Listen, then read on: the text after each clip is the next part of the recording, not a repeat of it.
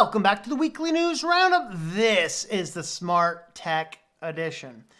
Probably a little bit shorter. We only really found 3 articles as it relates to smart tech, but anyway, they were just good enough not to, and it's just getting interesting out here. The first thing we want to comment on here is that Google Nest thermostats, the brand new Nest thermostats, actually apparently have air gestures. It's either that or some very super creepy, super scientific and next generation Wi-Fi. But most likely the mysterious 60 gigahertz transmitter points to air gestures. In other words, you can go, this is not the temperature you're looking for. This is not the temperature you're looking for. This is not the temperature you're looking for. Would you just go down without actually touching anything, apparently? So this actually has to do with some of the various components within inside of it.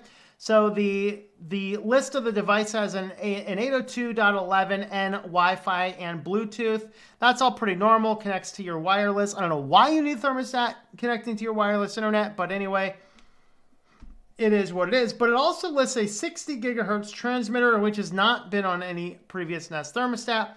One possible use is it's Y-Gig, which is a form of Wi-Fi that can hit 7 gigabit per second. High-speed data transfers don't seem appropriate for a thermostat. Well, I mean, it does when you embed it with microphones and cameras. I mean, come on. You're live streaming 4K video to Google servers. You need that super high-speed internet. But yeah, I hear you. More likely than not, it's for Project Soli. Why does everything at Google have project name? Project Soli is the air gesture system first commercialized last year with Pixel 4. It's not the temperature you're looking for. So anyway, apparently now the Nest is going to have some ability to control things with the wave of the hand. Here is actually the board. PI, here's the antenna array, RX antenna array.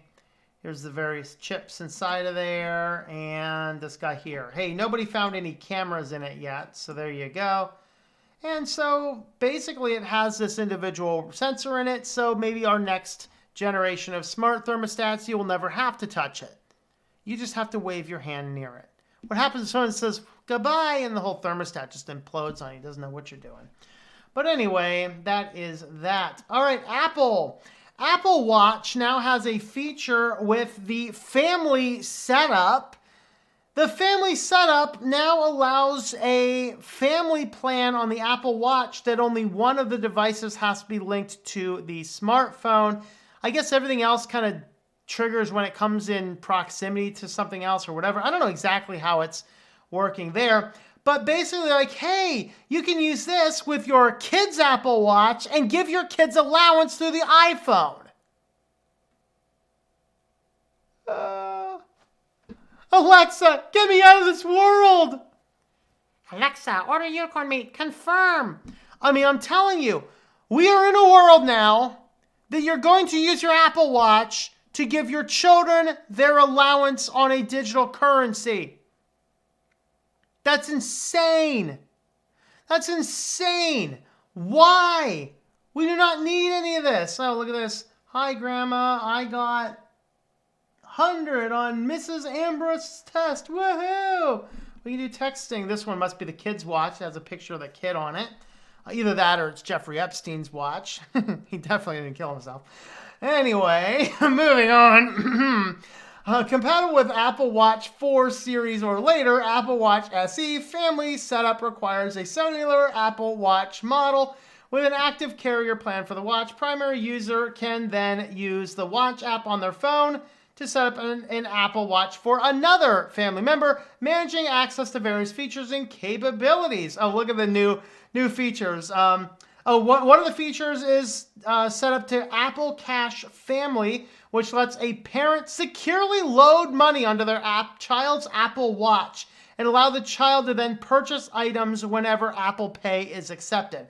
Great. So you can send your allowance to your children through their watch, and then they can go down and wave their watch in front of the grocery store to buy a pack of gum. Teach your children how to handle money, people. With the new Apple Cash Family, parents can securely send their kids money to spend on their Apple Watch using Apple Pay. Parents can choose to receive notifications when their children's pay and view their children's purchases right in a wallet on their own iPhone. That's interesting technology, but I will be teaching my children how to handle money. Thank you. And when you go cashless / mark of the beast, we will be in the woods and we will not have a need for such money. So anyway, what do you guys think of that article? Let me know in the comments. Before we get into our final article, you can help support the channel with our affiliates, and the featured affiliate today is ProWritingAid.